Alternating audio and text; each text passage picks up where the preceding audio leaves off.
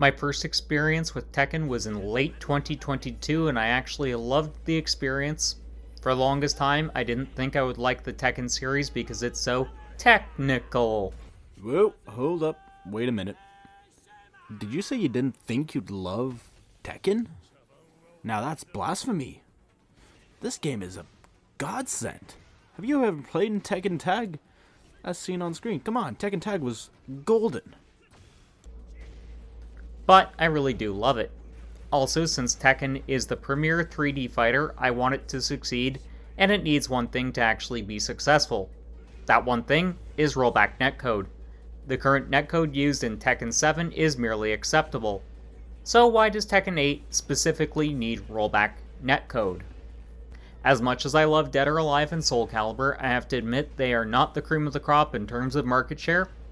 That honor belongs to the king of the Iron Fist tournament, Tekken.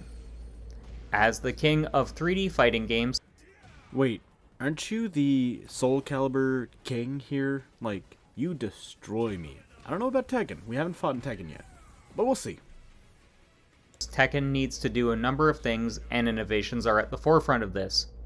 As it stands right now, I haven't been able to uncover a single proper 3D fighting game with rollback netcode, and it's about time one got with the times and implemented it.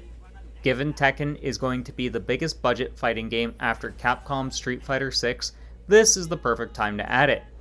If Tekken adds it, more developers, indie or otherwise, will have to implement it into their own 3D fighting games. For a lot of members of the FGC, rollback is merely a marketing buzzword utilized by PR firms to get the gullible to buy their mediocre product.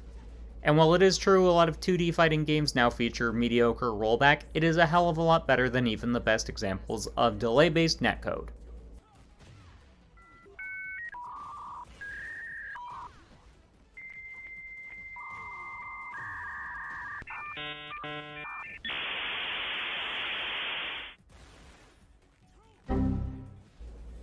That annoying sound, kids, is what it was like on the internet in my day.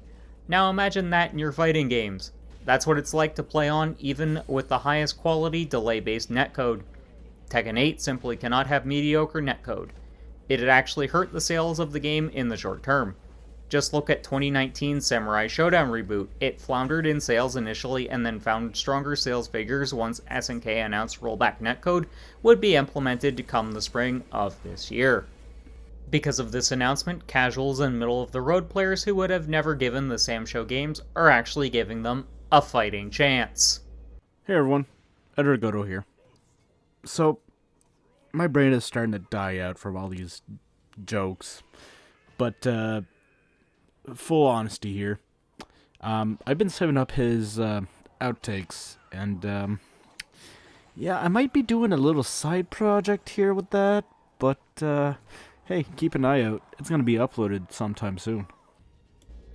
For the long-term health of your fighting game, you need to invest in good netcode because pro players will pass it by for other titles, as will mid-tier players and the casuals unless that is their fighting game franchise of choice.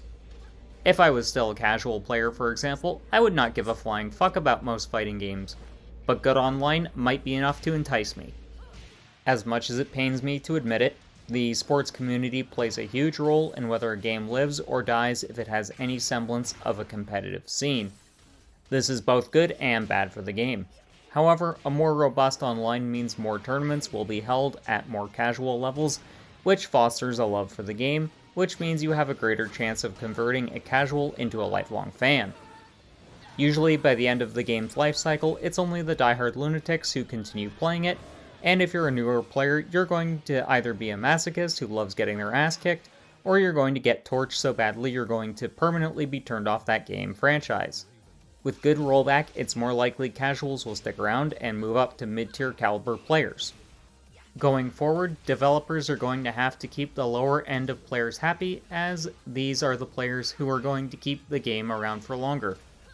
Look back at older fighting games on previous generations.